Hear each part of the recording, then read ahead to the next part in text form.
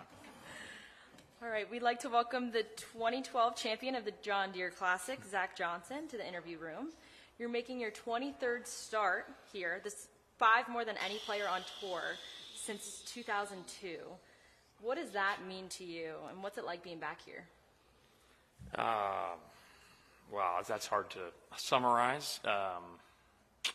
Well, just to come back, it means it's like going home. Like in a lot of respects, I obviously I travel for my living. Maybe not as much as I once did, but I'm still pursuing this at a pretty high rate, and it's always nice to go home. And so when I can come back to the Quad Cities, come back to this event, an event that is all the cliches, near and dear to my heart. I love it. I love everything about it. And it starts with just kind of getting in the area, then, getting situated at the hotel, and then coming to these grounds. So did a thing with John Deere last night at the headquarters. Like that, it just felt like I was, rubbing shoulders, shaking hands with friends that I've known forever. And in a lot of respects, that's true. So, yeah, I mean, it's pretty awesome. 22nd, did you say 23rd? 23rd start. Yeah, I mean, that's. If you'd asked me that 25 years ago, I would have been speechless. So I don't take that for granted. It's amazing. I mean, I love every aspect of this, starting with the people and ending with the golf. Awesome. All right, we'll open it up to questions. If you have a question, just raise your hand, and we'll get a mic over to you. We'll start over here on the left. You played 22, 23 straight now, but you've made 16 straight cuts here. What is it about this golf course that you feel like fits your game? I would say number one, it's just the turf. Like my feet just feel, that's going to sound strange, but my feet just feel comfortable here. I grew up on bent grass fairways. I grew up on bent grass greens. I had a lengthy putting session yesterday, and it kind of just, I'm not suggesting I'm going to putt great this week, but it just felt like, man, here we go. Like it's hard to really summarize that, but I'm experienced. I know the golf course. I know where not to go, given the conditions. I feel like I've had every win. I feel like I've had every element thrown at me here, and I've had everything Mother Nature has thrown, wet, dry, windy, whatever. I've had it, so I feel like I can navigate it, in a pretty opportune manner. That doesn't mean it's going to happen. I mean, I still have to execute, and I think my game is at a point where execution is really the main thing that I've got to focus on, and I love that. Every aspect of my game has been pretty solid, and everybody that knows me and knows me well, it's boring, but I love boring. I'm really good at being boring, so I love boring golf. But yeah, I mean, it's everything here. It's the hills, it's the bumps, it's the rolls, it's the speed. It's just, I'm comfortable. Doesn't mean it's going to happen. I think that answers why I've had, a pretty consistent amount of arguably success. You talked about that execution. You're top 20 at the Texas Open. You're top 10 at the Masters the next week. What do you feel like was working at that point of the season, and how do you channel that? Kind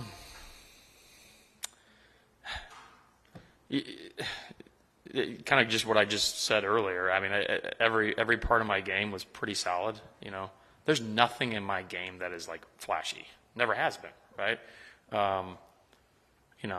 When my putter is manageable or working pretty well, then it can show. I tend to hit a ton of fairways. I tend to hit a lot of greens, and so it comes down to putting. Those two instances, again, two courses that I'm extremely familiar with. Actually, Augusta was the 4th week I played in a row. I haven't played 4 weeks in a row in a long time, but considering my status this year in the PGA Tour and my family schedule and everything before and after it, it was the appropriate plan. And so, you know, my coaches have kind of said, well, maybe we should start playing 3 or 4 weeks in a row more often, you know. There could be some truth in that. I don't know. I don't do great in heat, like, you know, excessive heat. I mean, a lot of guys love that. I don't do well in it, and those weeks were like perfect weather. Augusta was, man, we haven't had a week of whatever it was, 72 to 77 degrees every day in a long time. So I was, you know, my body was comfortable. Yeah, I mean, I think it's all of that, but hopefully some of those good vibes can come out this week. All right, we'll go over here in the middle. Zach, you've got a big birthday coming up in February, as you well know. Are you going to continue to favor us coming here, or are you going to mosey off to the over 50? I'm sorry, I heard the first part about my age. I didn't hear the second part. Are you going to continue to play here as long as you can, or do you roll off to the senior? Well, I mean, I'll just say this. I hope I have the option of coming back here for the foreseeable future. I don't know what the future is going to hold. I mean, quite honestly, going back to the beginning of that, a lot of what is going to transpire next year is going to be determined by the next so many weeks out here. So, and physically too. I mean, you know, my body is. I pay attention probably now more so to the physical side of me more so than the technical side of me. So, and I don't mind that. It's just, you know, the evolution of the game and the evolution of where I'm at as a pro. So, got a great team, great plan, great plot as to how to navigate that. But let's just say if I can keep coming back here and playing, I'm not going to come back here necessarily just to play. I want to come back here to compete. You know, that's what I am first and foremost. And, you know, to whatever capacity I do come back, I hope it's in competition. But I can't hide the fact that I have a high affinity for John Deere and the people. So that goes without saying. We'll go to Craig. Zach, I think you're closing in on 50. I think when you were 25, we were talking about the young kids coming up behind you. Yeah. And you marveled at the way the game was changing. Yeah. I told you Jackson Coiven was in here and said you can't believe these juniors coming up behind me. Yeah, that doesn't make any sense. Yeah. Is there ever a level? I mean, they just can't keep getting better, can they? I don't know. I mean, I guess they can, you know.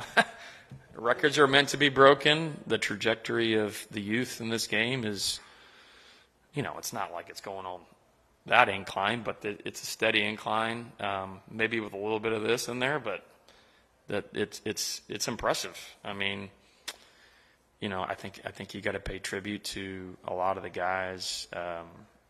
You know, we're entertainers, obviously, and having the relationships we do with our media partners. I mean, golf is an attractive sport for youth, so it's all of that. It's a Tiger Woods effect too. I mean, we're not going to hide that fact, right?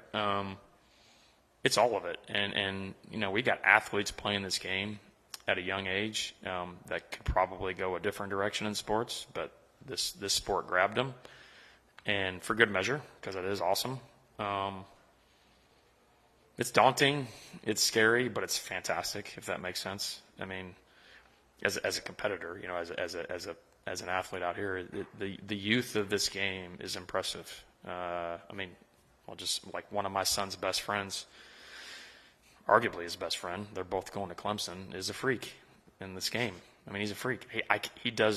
He's been doing things at 15 years old that I've never been able to do, and he's 18 now. So, yeah, watch out. There's a lot of them, you know. Well, the good news is next year you'll be 50, and Ernie Els will be talking about these 50-year-olds coming out of Yeah, well, that's an option. Yeah, I you know, and sarcasm aside, it is nice and I don't know if comforting is the right, but it's nice. It's nice knowing that there's going to be an outlet for me if I want to go that direction and still compete. Those guys are really good too. I mean, again, they're really, really, really good. And some of those guys have played out here as somewhat recent and had some successes. So, yeah, it's crazy. I know I'm the oldest guy. I think I've been the oldest guy in every field this year. I think Padre played 1 week I played, outside of Augusta, obviously. But when I get to the first tee, fortunately, it doesn't really matter. I still feel like I can do it, and I just tend to hit my second shots first. So. All right, we'll go to Tom. You talked a little bit about your commitments this week. You had your Sure. event up in Cedar Rapids on Monday. How did that go, by the way? And then you come back here, glad hand last night Yep. at Deere. Does that make it tougher for you to prepare for this tournament? Sure. As you get older, when you have those commitments that you have to meet? Tougher? No, I don't think so. I just think it comes down to relying on what I've learned in the past. I'm pretty darn good at compartmentalizing things. I mean, I think you have to be in this role, especially once you start garnering success, and whether you call them obligations or opportunities surface more, you have to know how to filter that and navigate that. And so I've been pretty good at that, not just this week, but in general. So I rely on that experience and that ability. I mean, yes, there's a lot this week, specifically talking about Sunday night and Monday. That's a lot. But I wouldn't change a second of it. Not a millisecond of it. So it's all worthy. It's all fantastic.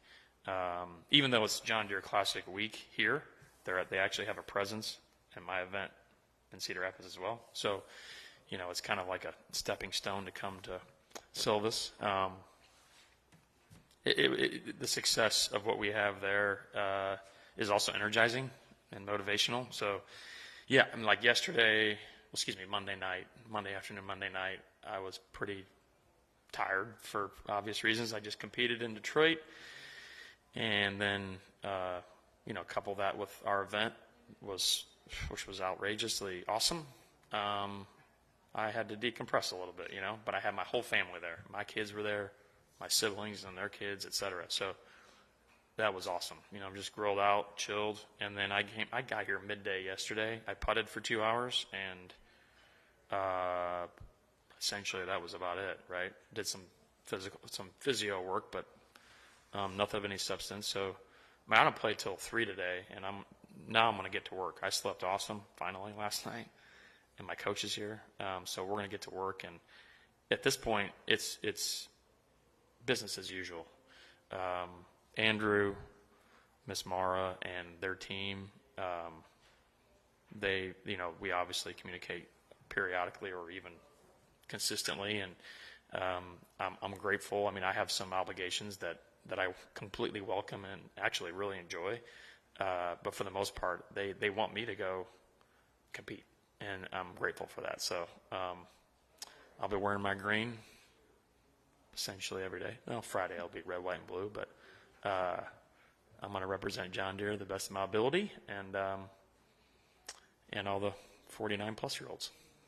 All right, we have time for about one or two more. We'll start right here. After 23 years, is there anything about this place, this tournament, that still catches you by surprise when you come here? That's a really, really good question. I don't know if anything catches me by surprise. I'm not overly shocked by it. Well, I'll say this. I mean, I know. Wow, I think you just keep going back. I know I'm an ambassador more or less for this event, and I love that. Really, that just means I get on a phone call periodically and talk to a lot of good friends that really do all the work. It's really twofold. Number one, the people here consistently are just amazing. You know, they love what this tournament's about. And I can really get specific on that, but I'll just highlight it once, right? I mean, over 200 million to charity, right? It's coming up.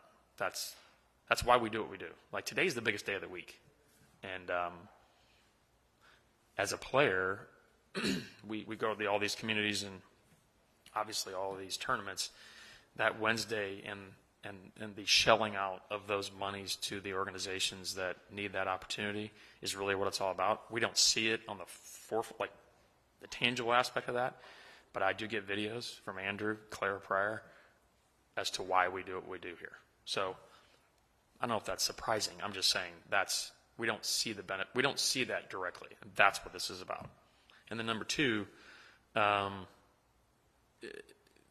fortunately, you know, this tournament's always had, if you call it that, a date that can be kind of difficult, right, as far as my peers go. But it's going to be the best field statistically if you look at, like, from a world golf ranking standpoint. I don't really love that measure, but it's legitimate. So, you know, the buzz is out as to how good this golf course is and how good this tournament is, et cetera. And, again, that's not surprising, but to some people that might be a shock. I understand it because I know what it's about. I know who's here and I know what they try to do. So I try to do my part to get guys here as best I can. I bribe. No, I beg. No, it's not true. But, you know, it's amazing. It's an amazing week. Last year I think was kind of an anomaly. We had really good weather, like 78 to 82. This year it's kind of back to normal, that 85 to 92 or whatever. But it's an awesome week. It's a trying week because of the walk, which is, I like that too. So yeah, I mean, I think there's nothing that's overly surprising. I just think it needs to be made mention that this week is it's growing on tour as to how good it is. And then one last one. You talked about the youth. You're playing with a kid today in Carter Henning. Are you aware of his story at all? I've been briefed on it a little bit. I don't want to completely guess on it, but I know had a tragic accident. I don't know at what age, but he was a pretty accomplished player and continues to be, given the circumstances. So I've got two teenage boys, and I'm not so sure either one of my boys are as courageous or as strong as this kid. And my oldest man is a big man. He's strong, but mentally is strong. I'm excited. I'm excited to witness, and then obviously have a little chat with him here and there. I saw my dad somehow was we have a connection with the family or maybe his business. I forget how it is. His aunt, or it doesn't matter. But he sent me a video of him hitting a golf shot, and he didn't have a prosthetic at the time, so I'm told he kind of does now, maybe. I don't know if that's accurate. You're nodding your heads. Was supposed to be. So, I mean, that's almost irrelevant. I mean, you know, the kid can go out and hit a golf ball with, without his left leg. That's impressive. And he still pursues the game at a high rate. That's awesome. That's inspiring. Yeah, the youth, crazy. Love it. All right. Just don't beat me. Thanks, Zach, for the time. My pleasure.